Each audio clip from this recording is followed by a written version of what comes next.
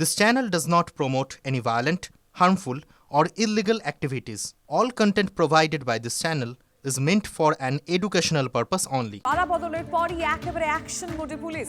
দক্ষিণ চব্বিশ পরগনায় আজকে প্রথম জেলা সফরে মুখ্যমন্ত্রী। ডায়মন্ড হারবারে পুলিশের সঙ্গে বৈঠক রয়েছে, তার আগেই জেলা জুড়ে ব্যাপক ধরপাকড় পুলিশের।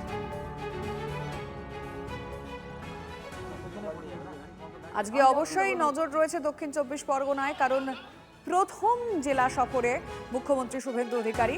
ডায়মন্ড হারবারে পুলিশের সঙ্গে বৈঠক রয়েছে, কিন্তু যেটা দেখার বিষয় তার আগেই, এই বৈঠকের আগেই জেলা জুড়ে ব্যাপক ধরপাকড় পুলিশের।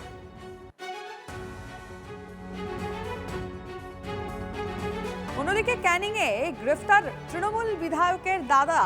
ভোটের পর বিজেপির বিজয় উৎসব চলাকালীন এক বিজেপি কর্মীকে গুলি করার অভিযোগ ওঠে তৃণমূলের বিরুদ্ধে। হামলার ঘটনায় ক্যানিং পশ্চিমের বিধায়ক পরেশ রাম দাসের দাদা উত্তম দাসের বিরুদ্ধে মদতের অভিযোগ। এর আগে থানা থেকে অভিযুক্তকে ছিনতাই, পুলিশের ওপর চড়াও হয়ে মারধরের অভিযোগ রয়েছে উত্তম দাসের বিরুদ্ধে। ক্যানিংয়ে গ্রেফতার তৃণমূল বিধায়কের দাদা। ভোটের পর বিজেপির বিজয় উৎসব চলাকালীন এক বিজেপি কর্মীকে গুলি করার অভিযোগ ওঠে এই তৃণমূল নেতার বিরুদ্ধে। হামলার ঘটনায় ক্যানিং পশ্চিমের বিধায়ক পরেশ রাম দাসের দাদা উত্তম দাসের বিরুদ্ধেই মদতের অভিযোগ। আর এর আগে থানা থেকে অভিযুক্তকে ছিনতাই, পুলিশের ওপর চড়াও হয়ে মারধরের অভিযোগ রয়েছে উত্তম দাসের বিরুদ্ধে। পুলিশের ফুল অ্যাকশন মোড দেখা যাচ্ছে। একটু আগে দেখাচ্ছিলাম আপনাদেরকে দক্ষিণ চব্বিশ পরগনার ছবি, আর এবার দেখাচ্ছি ক্যানিংয়ে তৃণমূল বিধায়কের গ্রেফতারি সম্পর্কে আর কি কি খবর সামনে এসে দেবব্রত থেকে জানবো। দেবব্রত।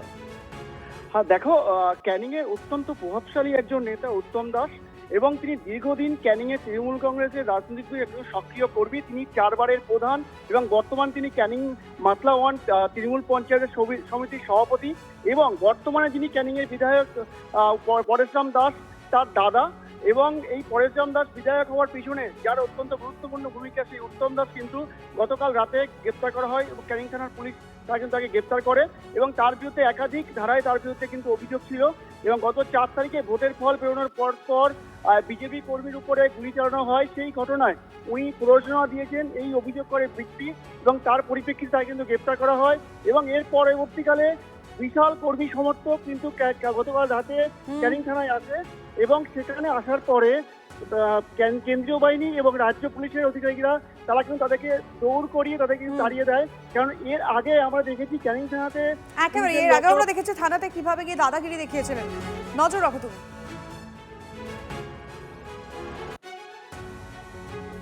মারধর, খুনের চেষ্টা, হুমকির অভিযোগে ফলতায় গ্রেফতার তৃণমূল নেতা ধৃত শহীদুল। ফলতার তৃণমূল প্রার্থী জাহাঙ্গীর খানের আত্মীয় শুভেন্দু আমাদের রিপোর্টার জানাবেন এই বিষয়ে। শুভেন্দু। দেখো, পুনর্নির্বাচন রয়েছে 21শে মে ফলতাতে। পুনর্নির্বাচনের আগেই গতকাল রাতে ফলতার পঞ্চায়েত সমিতির সহসভাপতি তৃণমূল নেতা শহীদুল খানকে গ্রেফতার করেছে ফলতা থানার পুলিশ। ধৃতের বিরুদ্ধে হুমকি, তুলে নিয়ে গিয়ে মারধর, এমনকি খুনের চেষ্টা সহ একাধিক ধারায় মামলা রুজু করেছে পুলিশ। মৃত শহীদুল ফলতার তৃণমূল প্রার্থী জাহাঙ্গীর খানের আত্মীয় বলেই জানা গিয়েছে। দীর্ঘদিন ধরেই জাহাঙ্গীর খানের সঙ্গেই থাকতেন। এলাকার বাসিন্দাদের কাছে শহীদুল জাহাঙ্গীর খানের ডান হাত হিসেবে পরিচিত ছিল। সভা মিছিল থেকে দলীয় সমস্ত কাজকর্মে জাহাঙ্গীরের একেবারেই ছায়াসঙ্গী ছিলেন এই শহীদুল খান। পুলিশ সূত্রের খবর, জাহাঙ্গীর খান ফলতা বিধানসভার তৃণমূল প্রার্থী হওয়ার পর থেকে বিজেপির নেতাকর্মীদেরকে লাগাতার হুমকি দিচ্ছিল বলে অভিযোগ।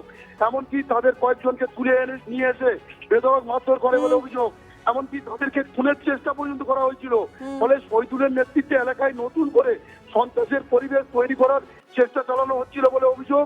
2 ব্যক্তির অভিযোগের ভিত্তিতে পুলিশ সংশ্লিষ্ট ধারায় এই শহীদুল খানের বিরুদ্ধে মামলা রুজু করে, এবং গতকাল রাতে বিশাল পুলিশ বাহিনী তার বাড়ি ঘিরে ফেলে তাকে গ্রেপ্তার করে। আজ দুপুরে তাকে ডায়মন্ড হারবার মহকুমা আদালতে পেশ করবে পুলিশ। নজর থাকবে শুভেন্দু। পালা বদলের পরই একেবারে অ্যাকশনে পুলিশ। সেতাইয়ে 2021 সালে ভোট পরবর্তী হিংসা মামলায় গ্রেফতার 3 ধৃত সেতাই পঞ্চায়েত সমিতির সভাপতি স্বপন দাস সহ 3 জন। উদ্ধার করা হয়েছে আগ্নেয়াস্ত্র। ভোট হিংসা মামলার তদন্তে নেমে 3 জনকে গ্রেফতার করে সেতাই থানার পুলিশ। তল্লাশি চালিয়ে ধৃতদের থেকে একটি 1 শটার পিস্তল, 2 রাউন্ড কার্তুজ উদ্ধার করেছে পুলিশ।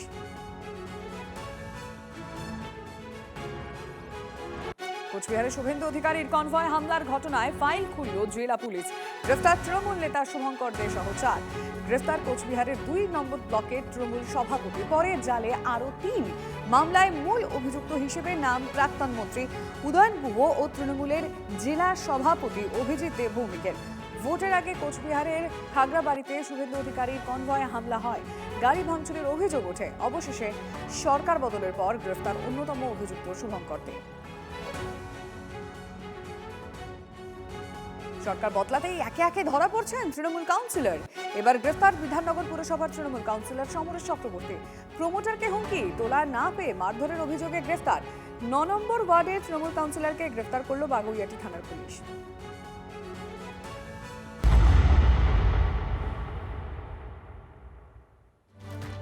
প্রথম প্রশাসনিক বৈঠক করতে আজকে ডায়মন্ড হারবারে মুখ্যমন্ত্রী।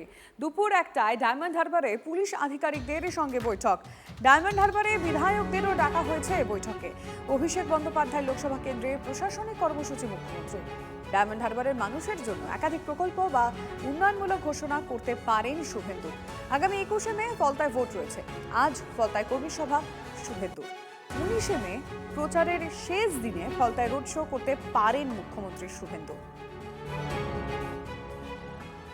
অবশ্যই নজর রয়েছে প্রশাসনিক বৈঠকের দিকে, কারণ আজকে ডায়মন্ড হারবারে মুখ্যমন্ত্রী যাবেন ঠিক দুপুর 1টায়। ডায়মন্ড হারবারে পুলিশ আধিকারিকদের সঙ্গে তার বৈঠক রয়েছে। ডায়মন্ড হারবারের বিধায়কদেরকেও কিন্তু ডাকা হয়েছে। অভিষেক বন্দ্যোপাধ্যায় লোকসভা কেন্দ্রে প্রশাসনিক কর্মসূচি করবেন মুখ্যমন্ত্রী শুভেন্দু অধিকারী।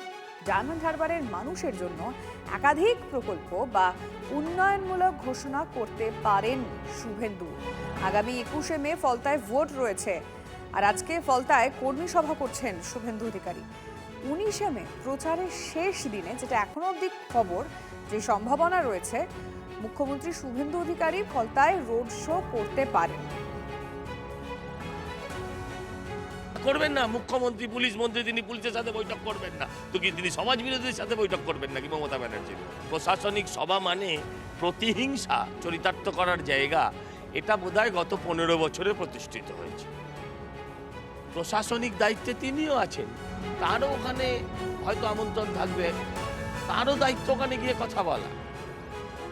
হ্যাঁ, প্রতিহিংসা যান মেটানোর জনতা মিটিয়ে দিয়েছে, আর আলাদা করে প্রতিহিংসা মেটানোর কোনো প্রয়োজন নেই। মরা মেরে খুনের দায় কারণ নেবার দরকার। আমি কথা বলবো আমাদের রিপোর্টার শুভেন্দুর সঙ্গে। শুভেন্দু, অবশ্যই জানবো যে বৈঠকের আগে প্রস্তুতি কি, কারা কারা থাকবেন, সব ডিটেইলে।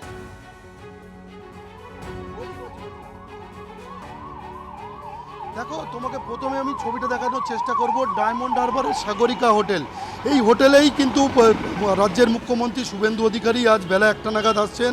নতুন সরকার গঠনের পর আজ কিন্তু প্রথমেই ডায়মন্ড হারবারে শুভেন্দু অধিকারী পা রাখছেন। প্রথমে ডায়মন্ড হারবার সাগরিকা হোটেলে প্রশাসনিক পর্যালোচনার বৈঠক করবেন। সেখানে উপস্থিত থাকার কথা রয়েছে। ডায়মন্ড হারবার লোকসভা কেন্দ্রের একাধিক বিধায়ককে ডাকা হয়েছে। এছাড়াও দক্ষিণ 24 পরগনা জেলার প্রশাসনিক আধিকারিক এবং 3টি পুলিশ জেলা, বারুইপুর, ডায়মন্ড হারবার এবং সুন্দরবন, এই 3টি পুলিশ জেলার পুলিশ আধিকারিকদেরকেও ডাকা হয়েছে। এছাড়াও তোমাকে জানিয়ে রাখি যে শুভেন্দু অধিকারী যেহেতু এই সাগরিকা হোটেলে আসছে, তার আগে কিন্তু পুলিশ প্রশাসন এবং কেন্দ্রীয় বাহিনীর পক্ষ থেকে কিন্তু গোটা হোটেল চত্বর মুড়ে ফেলা হয়েছে। একেবারে শেষ মুহূর্তের প্রস্তুতি চলছে। তবে নির্বাচন পরবর্তী পরিস্থিতি, এছাড়াও ভোট পরবর্তী হামলা এবং আইন শৃঙ্খলা নিয়েও কিন্তু আলোচনা হবে। এছাড়াও ডায়মন্ড হারবারে একাধিক উন্নয়ন প্রকল্পের কাজ চলছে, সেই প্রকল্পের কতদূর অগ্রগতি হয়েছে সেই বিষয়টি নিয়েও আলোচনা হতে পারে। এছাড়াও এই সভা শেষ, এই পর্যালোচনা বৈঠক শেষ করার পর শুভেন্দু অধিকারী সরাসরি চলে যাবেন ফলতা বাস স্ট্যান্ডের সভাতে যোগ দেবেন। আগামী 21শে মে ফলতা পুনর্নির্বাচন রয়েছে, সেখানে বিজেপি প্রার্থী দেবাংশু পণ্ডার সমর্থনে একটি জনসভা করবেন। তার আগে কিন্তু একেবারে পুলিশ প্রশাসনের পক্ষ থেকে ফলতা এবং ডায়মন্ড হারবারে একেবারে মুড়ে ফেলা হয়েছে এবং কঠোর নিরাপত্তায় এবং সমস্ত দিক কিন্তু পুলিশ নজর রাখছে। বেলা 1টা নাগাদ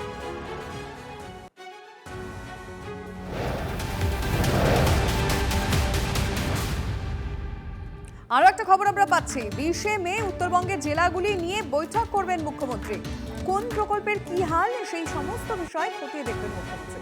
উন্নয়নের রোডম্যাপ ঠিক করতে বৈঠক করবেন শুভেন্দু অধিকারী। উত্তরবঙ্গে বৈঠক করতে পারেন মুখ্যমন্ত্রী, সূত্রের খবর।